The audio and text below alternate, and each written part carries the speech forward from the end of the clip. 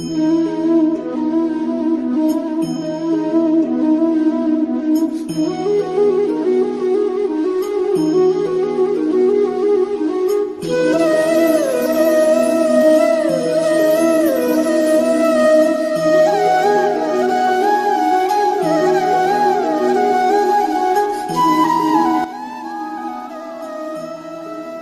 मित्रों, आप सभी का एस्ट्रोलॉजी दर्शन में बहुत बहुत स्वागत है। आज हम प्रमुख रूप से जन्म कुंडली में बनने वाले कुयोगों पर चर्चा करने जा रहे हैं। तो आइए जानते हैं जन्म कुंडली में प्रमुख कुयोग कौन कौन से होते हैं। इन सब में लगन से बनने वाला प्रथम कुयोग होता है अवयोग। यदि किसी जातक की जन्म कुंडली में लगन और लग्नेश पाप ग्रह से युक्त हो अथवा दृष्ट हो तथा लग्नेश 6, 8, 12 भाव में स्थित हो तो अवयोग नामक कुयोग का निर्माण होता है।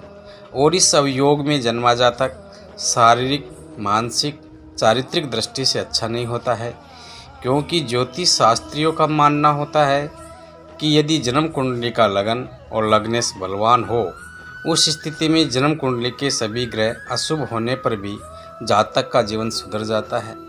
किंतु लगन और लग्नेश कमज़ोर हो और सभी ग्रह बलवान हो, उस स्थिति में जातक का जीवन सुधर नहीं पाता है। दूसरे भाव से बनने वाला दूसरा प्रमुख कुयोग होता है निस्वयोग। जन्म कुंडली में दूसरे भाव का स्वामी पाप ग्रह से युक्त या दृष्ट हो अथवा दूसरे भाव का भावेश 6, 8, 12 भाव में स्थित हो तथा दूसरे भाव में पाप ग्रह विद्यमान हो, तो उस स्थिति में निस्वयोग नाम के योग का निर्माण होता है। अतः निस्वयोग में जन्मा जातक अपने जीवन में सभी प्रकार से दुखी होता है। ऐसे व्यक्ति के पास न तो धन होता है, ना ही कुटुंब परिवार का सुख होता है। उसके धन का उपयोग भी दूसरे लोग ही करते हैं। तीसरे भाव से बनने वाला प्रमुख कुयोग है जिसे मृति योग कहा जाता है। जन्म कुंडली में यदि तृतीय भाव का स्वामी पाप ग्रह के साथ 6, 8, 12 भाव में विद्यमान हो तथा तृतीय भाव पाप ग्रह से युक्त अथवा दृष्ट हो, उस स्थिति में मृति नामक योग का निर्माण होता है। अतः जातक बहुत अधिक परिश्रम करने के बावजूद भी उसके अनुरूप फल नहीं प्राप्त होने के कारण दुखी रहता है। छोटे भाई बहनों के कारण दुख उठाना पड़ता है। पराक्रमहीन होने के कारण अपने को असहाय महसूस करता है। जीवन में कई बार ऐसा कदम उठाता है जिस कारण से आजीवन उसे पश्चाताप करना पड़ता है। चतुर्थ भाव से बनने वाला चौथा प्रमुख कुयोग है जिसे कुहू योग कहा जाता है। यदि किसी की जन्म कुंडली में चतुर्थ भाव का स्वामी चतुर्थेश पाप ग्रह से युक्त अथवा दृष्ट हो और चतुर्थ भाव का स्वामी 6, 8, 12 भाव में स्थित हो, उस स्थिति में कुंडली में कुहू नामक कुयोग का निर्माण होता है। जिस जातक की जन्म कुंडली में इस योग का निर्माण होता है वह भवन, वाहन, माता के सुख से वंचित रहता है। ऐसे जातक को अपने इष्ट मित्रों का भी साथ नहीं प्राप्त होता है और जीवन में दुख आते रहते हैं, जिस कारण से उसे अपना पैतृक स्थान भी छोड़कर विचरना पड़ता है। पंचम भाव से बनने वाला प्रमुख योग है जिसे पामर योग कहा गया है। जन्म कुंडली में यदि पंचम भाव का स्वामी पाप ग्रह से युक्त होकर 6, 8, 12 भाव में विद्यमान हो और पंचम भाव में पाप ग्रह स्थित हो तो पामर नामक कुयोग का निर्माण होता है, जिस कारण जातक असत्य बोलने वाला, अनैतिक आचरण करने वाला व संतान सुख से वंचित रहता है। ऐसे जातक के जीवन में प्रथम तो संतान ही नहीं होती है। यदि संतान होती है तो उसे संतान का सुख प्राप्त नहीं होता है। इस प्रकार इस योग में जन्मा जातक दूसरों को ठगने वाला, धर्म कर्म रहित नास्तिक प्रकृति का होता है। छठे भाव से बनने वाला हर्ष नामक योग। यदि जन्म कुंडली का षष्ठम भाव में कोई पाप ग्रह विद्यमान हो और छठे भाव का स्वामी 6, 8, 12 भाव में स्थित हो उस स्थिति में हर्ष नामक योग का निर्माण होता है और इसे सुयोग की श्रेणी में रखा जाता है, क्योंकि ऐसा जातक भाग्यवान, दृढ़ शरीर वाला, सुखी, शत्रुओं का मान मर्दन करने वाला, पाप से डरने वाला होता है। ऐसा जातक जीवन में यश को प्राप्त करने वाला तथा सट्टा लॉटरी से धन प्राप्त करने वाला भी होता है। सप्तम भाव से बनने वाला प्रमुख योग है जिसे दुष्कृति नामक योग कहा गया है। जन्म कुंडली में यदि सप्तम भाव व सप्तम भाव का स्वामी पाप ग्रह से युक्त अथवा दृष्ट हो, या सप्तम भाव का स्वामी 6, 8, 12 भाव में स्थित हो, उस स्थिति में दुष्कृति नामक कुयोग का निर्माण होता है। इस योग के कारण जातक को दाम्पत्य जीवन में अनेक प्रकार के दुख उठाने पड़ते हैं। पत्नी का वियोग रहता है।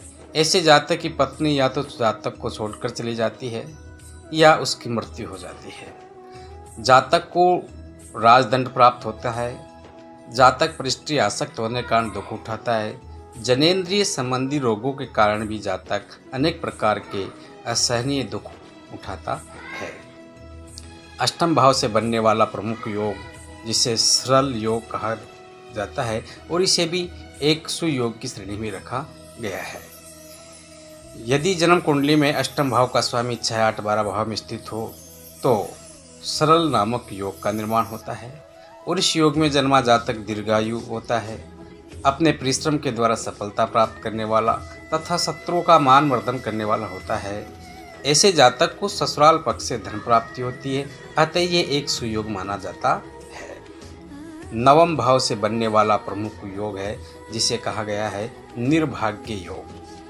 यदि कुंडली के नवम भाव का स्वामी 6, 8, 12 भाव में स्थित हो तथा नवम भाव या नवमेश पाप ग्रह से युक्त या दृष्ट हो, उस स्थिति में निर्भाग्य नामक कुयोग का निर्माण होता है। इस योग के कारण जातक भाग्यहीन होता है। उसे अपने जीवन में अनेक प्रकार के दुखों का सामना करना पड़ता है। अतः ऐसे जातक धर्म कर्म से रहित, संत महात्माओं का अनादर करने वाले तथा पैतृक संपत्ति को नष्ट करने वाले बनते हैं। ऐसे जातक को पिता का सुख नहीं प्राप्त होता है। कुंडली के दसम भाव से बनने वाला प्रमुख योग है जिसे दुर्योग कहा गया है। जन्म कुंडली के दसम भाव का स्वामी यदि 6, 8, 12 भाव में स्थित हो, दसम भाव व दसमें पाप ग्रह से युक्त हो या दृष्ट हो, तो दुर्योग नामक कुयोग का निर्माण होता है। इस योग में जन्मे जातक को पूर्ण परिश्रम करने पर भी सफलता प्राप्त नहीं होती है। ऐसा जातक अपने निवास से दूर रहता है, लोगों से द्रोह करने वाला होता है। एकादश भाव से बनने वाला प्रमुख योग जिसे दरिद्र योग कहा गया है। यदि जन्म कुंडली के एकादश भाव का स्वामी 6, 8, 12 भाव में स्थित हो अथवा एकादश भाव में पाप ग्रह स्थित हो और एकादशेश भी पाप ग्रह से युक्त हो या दृष्ट हो, तो उस स्थिति में दरिद्र नामक कुयोग का निर्माण होता है। इस कारण जातक दरिद्र व कर्जदार होता है, बड़े भाई बहनों से कष्ट पाता है, कान की बीमारी से पीड़ित रहता है। अतः जातक दूसरों के घर में काम करने वाला होता है। द्वादश भाव से बनने वाला विमल योग। यदि जन्म कुंडली में 12वें भाव का स्वामी 6, 8, 12 भाव में स्थित हो तो द्वादश भाव पाप ग्रह से युक्त या दृष्ट हो तो विमल नामक सुयोग का निर्माण होता है। इस योग में जन्मा जातक कम खर्च करने वाला, अधिक आय करने वाला, अतः ऐसा जातक धनवान होने के साथ साथ उज्जवल कीर्ति वाला बनता है। अतः यहाँ विशेष रूप से इस बात पर ध्यान देना चाहिए कि भावेश का 6, 8, 12 में विद्यमान होना, भावेश का पाप ग्रह के साथ विद्यमान होना, भावेश पर पाप ग्रह की दृष्टि, भाव में पाप ग्रह बैठना, भाव पर पाप ग्रह की दृष्टि, ये 5 मुख्य बातें हैं। और किसी भी योग में इन 5 कारणों से ही कोई योग का निर्माण होता है और जिस कोई योग में इन 5 तत्वों की जितनी अधिकता होगी वह योग उतना ही अधिक प्रभावदायक होता है। यदि जन्म कुंडली में 1, 4, 5, 7, 9, 10 भाव अति शुभ होते हैं, इन्हें त्रिकोण और केंद्र कहा जाता है। यदि इन भावों के स्वामी बलहीन होकर 6, 8, 12 भाव में स्थित हो, जो कि जन्म कुंडली के बुरे भाव होते हैं, और 6, 8, 12 के स्वामी बलवान होकर केंद्र त्रिकोण में स्थित हो, तो दुर्योग का निर्माण होता है, जो कि जातक के लिए अच्छे नहीं होते हैं। अपितु इसके विपरीत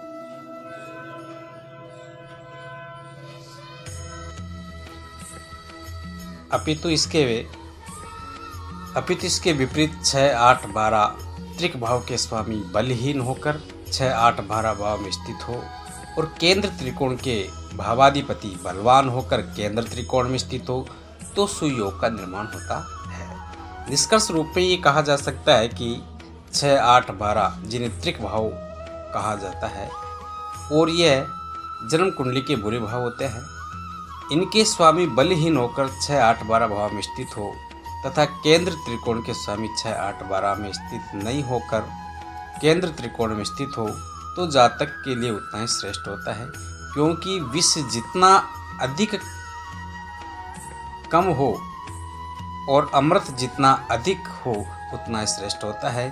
तो आज की परिचर्चा में इतना ही। जय श्री राधे राधे।